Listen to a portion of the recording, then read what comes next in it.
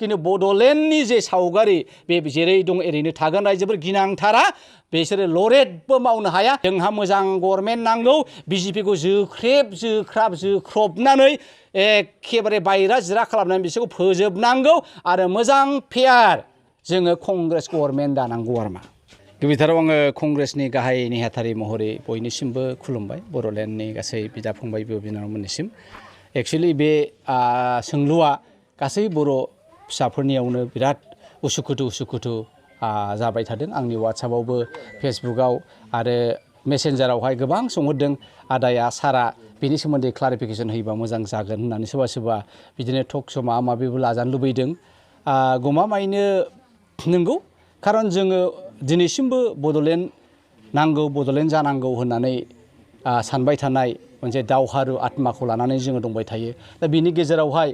सोरबाया जों मोनखानाय जों सोरजिखानाय जों बिनाय रायजोखौ गावसिनि जागोन जोंनियाव दाजाबफानसे होनलाबायोबा बहायथ' मोनसे गिख्रंनाय मोनसे रोखोमनि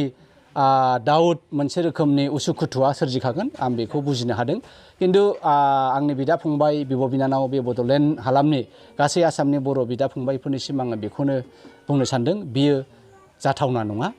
आं बेखायनो बुंदों दिनैनि बे कमतापुरनि जे सिमां क'क्राझारखौ सोफानाय चिरांखौ सोफानाय बड'लेण्डनि माखासे डिस्ट्रिक्टफोरखौ सोफानाय दा बेफोरो ओरैबायदिसो नागिरदां नेपलियन बनापार्टआ मोनसे खोथा होनदों इम्पसिबल इज द word in the dictionary of फुल्स जे बड'लेण्डनि माखासे अंगखौ कमतापुर रायजोआव सोफानाय अर्थात कचबिहाराव सोफानायाबो बे मोनसे रोखोमनि इम्पसिबल सोदोबसो आरो बे नंखाय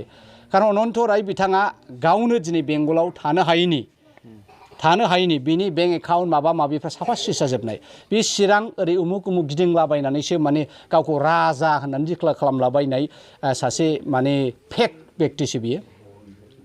गिबियावनो आङो बे कचबिहारनि गुसुं बाथ्राखौ बुंनि जोंनि बर' फिसाफ्रा मिथिया एक्चुअलि मानसिखौलाय बिदिनो बर' मोखांबो नुयो अनन्त रायखौ खारन बिसोरो बर' जाथिनिफ्राय बारा गोजान नङा एक नाम्बारावहाय जोंहा बै बांलादेशआवहाय गोदो बर'नि मोनसे रायजो दंमोन जयपुर होननाय आं बेखौ बोरै मिथिगौ होनोबा आं लेखायावबो फरायनो मोन्दों आरो जोंनि गोदोनि लांदां गानावहाय आं जाबाय हा हा हा जयपुर राजानि नीलाम बर' राजा होनलायनाय आरो दा बेखौ आंहा बिराद मोजां गोजां बोथोराव नायनायाव गोसोआव दङ जे बांलादेशनि जयपुर होननाय मोनसे जायगाया बर'नि रायजोमोन आरो बे जयपुरनि राजाया नीलाम बर' दाबो धुब्रिना अबेबा बिलासपारानिफ्राय मोनसे बास हगारो नीलाम्बर बास होननाय बे नीलाम्बर नङा नीलाम बर'सोमोन बे नीलाम बर' राजाहा गावनि रायजोआव सासे मन्थ्रि दंमोन बे मन्थ्रिखौ सुसिपात्रा होननानै बुङो बे गरिब दुखियाफोरनिफ्राय टेक्स सुसिनानै जाग्राखाय बेखौ सुसिपात्रा बुङो आरो मा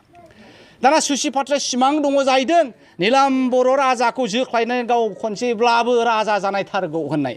सानसेखालि बेबायदिनो खायदा खालामबायनो बेहा गोबां हिन्जाव दङ गोबां फिसाफोर दङ सासे फिसानि आखाइखौ थबस्र' दानस'नानै आसिखौ थाल्ला बे राजानि मोनसे गेदेरथार बसाव आसिफोरखौ गोदानानै अमा बेदरजों होफाबाय जाहैबाय दाना बावहायनो सासे आलासिया मोनबाय आयौ हनै दिनै राजा नीलाम बर'नि राजानि बसावहाय माबा मानसिनि आसिसो अर्थात बे मानसिखौ गोदानानै जाहोबाय नामा होननानै बिराद दावराव जाबाय बावहायनो खावनै जाबाय खावसेया सुसिपात्रा मन्थ्रिजों थाबाय आरो खावसेया राजा नीलाम बर'जों थाबाय जुद्ध जाबाय राजाजों बुहा हानो राजाजों जेनबाय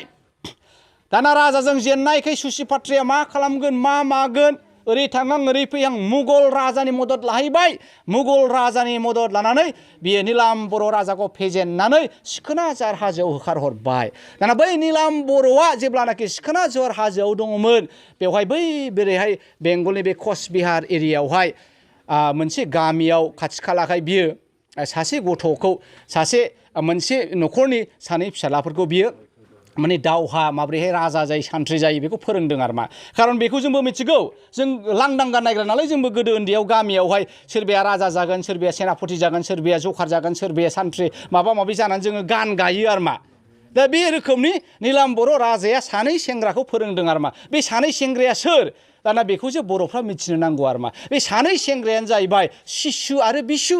हा बे शिशु आरो बिशुआ सोर बे शिशु आरो बिशुआ जाहैबाय हावरिया मेनलानि फिसाफोर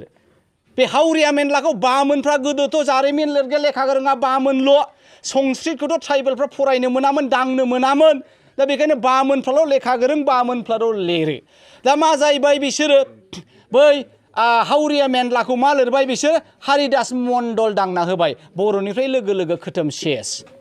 नङाबा बिनि नामा हावरिया मेनला बिमा बिफा गैजायैखौ हावरिया होनो आरो उन्दैयाव गुंग्राय ल'ल' लालाखाय बेखौ मेनला होनदों गामिनि मानसिफ्रा हावरिया मेनला दाना बे हावरिया मेनलाहा सानै बिसि दङमोन गोदोथ' बर'फ्रा सानै साथाम हिन्जाव लायोमोन नालाय बे नंखाथारगौ जोंबो मिथिगौ जोंनाबो आबौआ बेबायदिनोमोन एसे जाय हक बिदा फंबाया रावबो सनाखै दाना बे हावरिया मेनलाया सानै बिसि दङ आरो बे सानै बिसिनि मुङा जाहैबाय हाम्फि आरो जाबसि दाना बे बामोनफ्रा जारिमिन लिरगिरिफ्रा बे हाम्फि आरो जाबसिखौ सोलायना होबाय हिरा आरो जिरा दांना होबाय खोथोम बर'निफ्राय जोबजेनखाबाय हावरिया मेनलाखौ हारिदास मण्डल खालामबाय हाम्फि आरो जाबसिखौ हिरा आरो जिरा खालामबाय दाना बे हाम्फि आरो जाबसिमोनहा सांग्रेमामोन जाहैदों सानसेखालि बोरैबा बोरै बे बाथौ बोराइनाव खुलुमसनबायनानै सानै गथ' मोनबाय आरो बे सानै गथ'नि मुङानो जाहैबाय बिस्सु आरो शिशु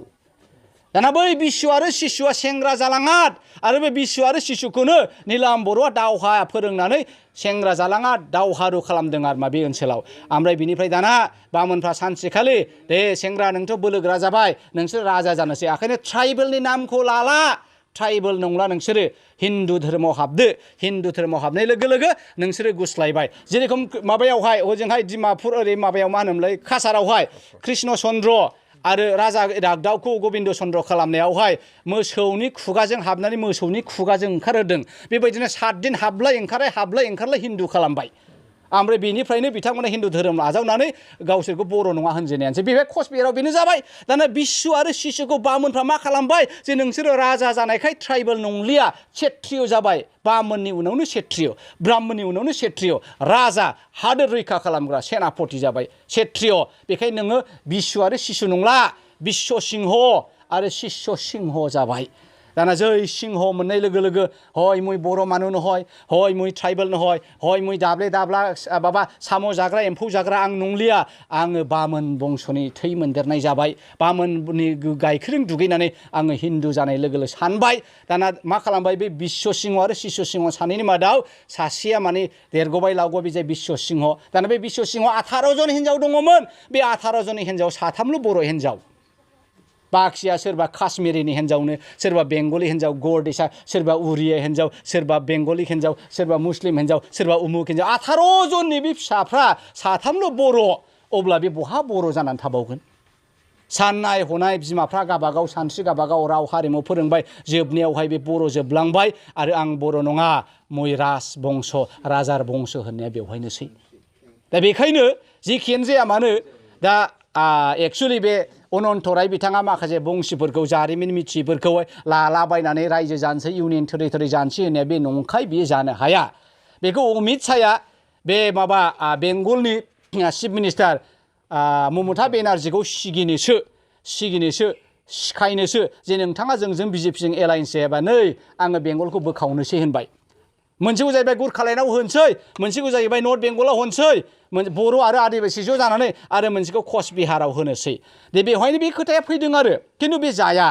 दिनैसिमबो ममता बेनार्जीया बिजेपिनियाव गंग्लायाखै होनदोंसो मैया दाखालि लास्ट फाइट ममता बेनार्जीया दावहा नांगोन जाहैबाय 26आव आं जेरैखि जाया दावहा आरो बे दावहाया आंनि जोबथा आरो बावहाय बिजेपिखौ फेजेनगोन दा बाथ्राया बावहायसो ओरैसो बेंगलखौ नोङो बोखावनो मामुलि नङा इन्डियायाव बेंगलिफ्रानो सबसे श्रेष्ठ लेखा गोरों अफिसार गिदिर गिदिर मानसि नों आइबियानो होन नों रुआनो होन सिबिआनो होन एनआइएआनो होन एसपि ब्रान्चआनो माबा माबि ब्रान्चआनो गासैबो एजेन्टआव बेंगलिफ्रानो अफिसार आरो गिदिर गिदिर मन्त्रि गिदिर गिदिर बिजनेस थाखा गोनां नों बेंगलखौ सोखावनो हागोन बिजेपिया हाया रायजोफोर गिनांगौ जेबो बाथ्रा गैया आरो सोरखौ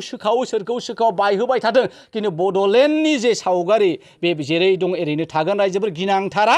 बिसोरो लरेटबो मावनो हाया आरो बे अनन्त बाउदा बिथाङा राजा नङा राजानि बंस'आनो नङा बियो गावखौनो राजा होनलाबायनायसो बेखायनो बेफोरबायदि खोथाखौ लानानै जोंहा गुदुं जालाबायनांगौ बाथ्रा गैया जोंहा मोजां गभर्नमेन्ट नांगौ बिजेपिखौ जोख्रेबनानै एखेबारे बायरा जिरा खालामनानै बिसोरखौ फोजोबनांगौ आरो मोजां फेयार जोङो कंग्रेस गभर्नमेन्ट दानांगौ आरो मा